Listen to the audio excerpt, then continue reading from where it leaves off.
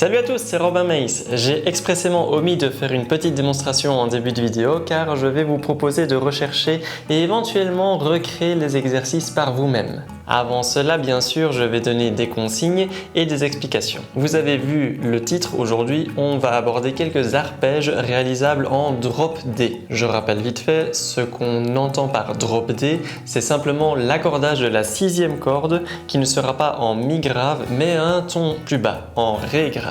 Il y a pas mal de morceaux qui demandent ce type d'accordage et je me disais que ça pourrait faire plaisir à ceux qui en pratiquaient actuellement de réaliser des petits exercices d'échauffement et donc sans devoir réaccorder la guitare de manière standard. Les arpèges qu'on va voir sont disponibles au format PDF avec un lien que je laisse dans la description de la vidéo, mais ne vous y précipitez pas trop vite car il est peut-être intéressant que vous recherchiez les notes par vous-même. Nous allons jouer des arpèges majeurs ou mineurs qui commenceront toutes par un Ré grave, qui seront étendus sur 3 octaves de Ré et qui demanderont donc un déplacement sur le manche. Le point d'arrivée sera toujours le Ré aigu situé à la 10e case de la première corde. Vous vous doutez qu'il y aura donc l'arpège de Ré majeur ou Ré mineur.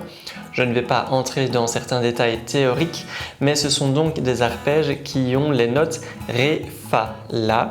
Quand le Fa est naturel, l'arpège est Ré mineur.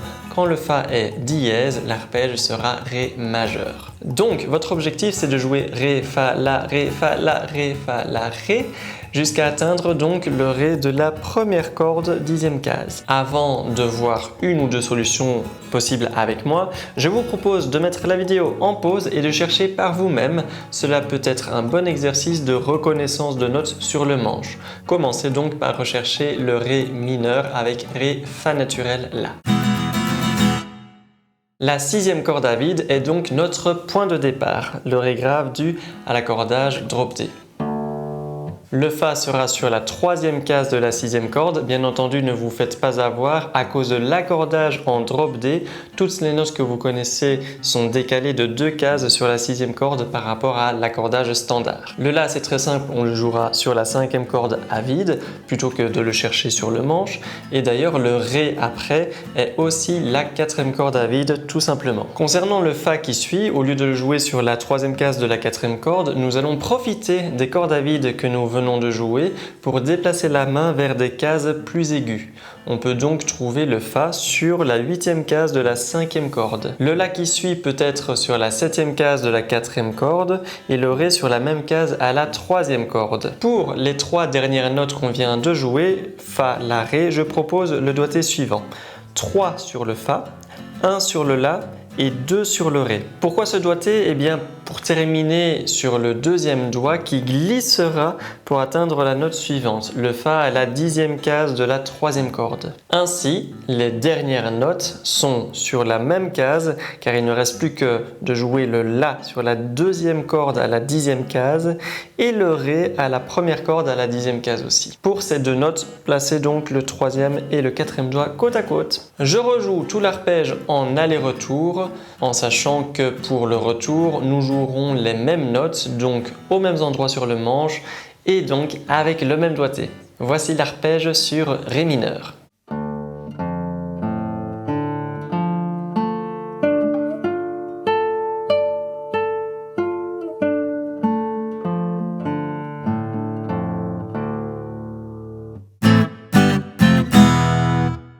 Maintenant, on va réaliser l'arpège sur Ré majeur. Donc la différence avec l'arpège précédent, c'est que le Fa sera dièse au lieu d'être naturel. Dans l'arpège précédent, il y avait au total 3 Fa à la 6e corde, à la 5e corde et à la 3e corde. Nous allons donc simplement ajouter une case supplémentaire pour ces notes-là pour les jouer dièse, sauf par rapport à la 3e corde, on jouera plutôt à la 2e corde, je vais vous expliquer ça. Et donc vous vous doutez que ça peut aussi modifier le doigté. En effet, quand on arrive vers le milieu du manche, il sera possible de faire un petit barré sur la 7e case pour recouvrir les notes La, Ré, Fa dièse sur la 4e, 3e et 2e corde. Le Fa dièse à la 5e corde qui précède ces notes sera alors avec le 3e doigt. Et pour les deux dernières notes, on les jouera après un petit écart, voire déplacement du 3e et 4e doigt. Je ne rentre pas plus dans les détails, je vous montre tout de suite l'exemple. Voici l'arpège sur Ré majeur.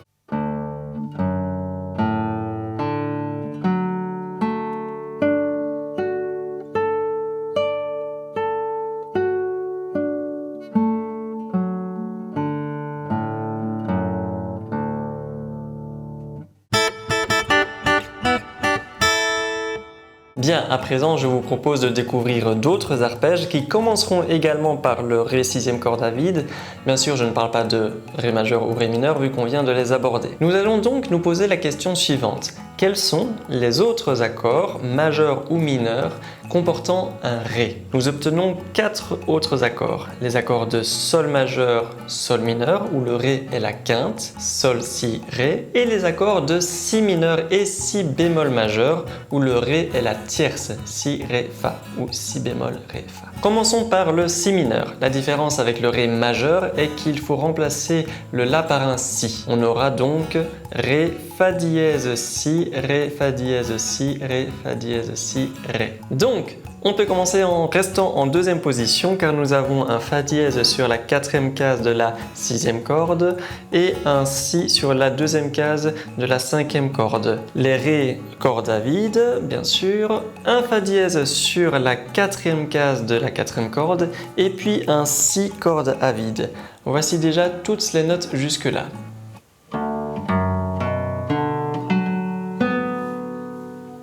Après, on va justement profiter du Si corde à vide pour décaler la main sur le manche et grâce à un demi-barré en 7e case, on peut jouer les 3 notes suivantes, Ré, Fa dièse, Si. Il ne reste plus qu'à jouer après le Ré de la 10e case. Je vous montre directement l'aller-retour avec toutes les notes que je viens d'expliquer.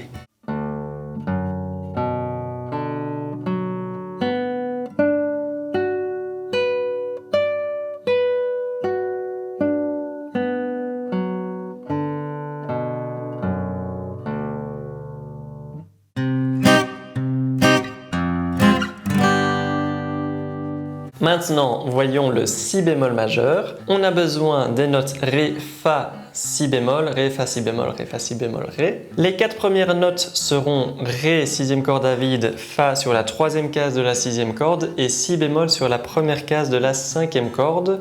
Et ensuite, on aura un Ré, 4e corde à vide. On va profiter de la corde à vide pour décaler la main et atteindre le Fa à la 8e case de la 5e corde avec le 3e doigt. Là, en réalité, on va prendre une position qui ressemble beaucoup à la position d'un accord majeur. Donc, on va placer le 4e doigt sur la corde à côté à la même case que le Si bémol, le 2e doigt sur la 7e case de la 3e corde pour le Ré et on va aplatir les 2 premières cordes avec le premier doigt à la 6e case pour Fa et Si bémol. Il ne reste plus que le Ré à la 10e case qu'on atteindra avec le petit doigt. Voici l'aller-retour.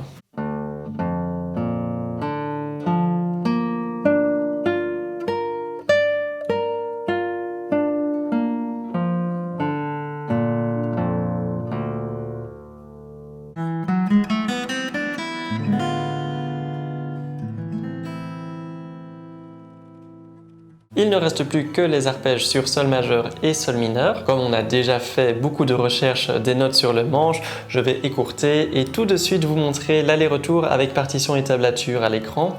Néanmoins, n'hésitez pas encore une fois à faire un travail de recherche par vous-même.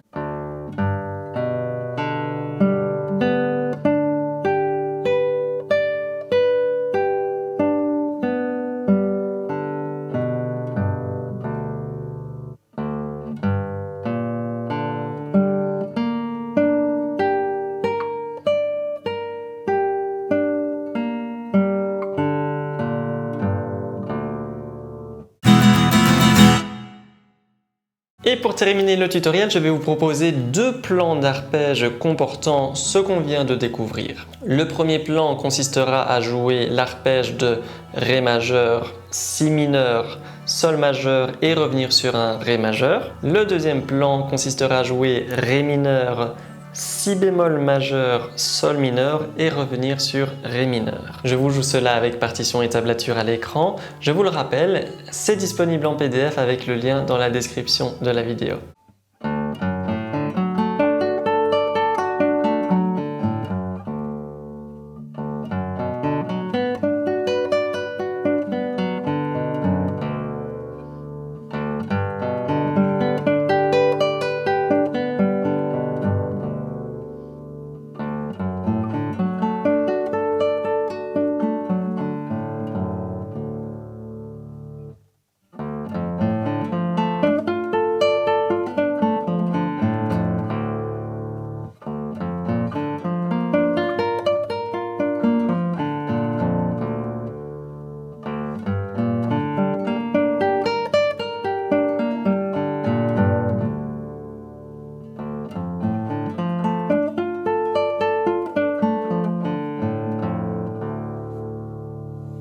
petit pouce en l'air si vous avez aimé le tutoriel. Si vous souhaitez plus de contenu pédagogique sur la guitare classique, visitez autourdelarosace.com. Tout y est trié par niveau et par thématique.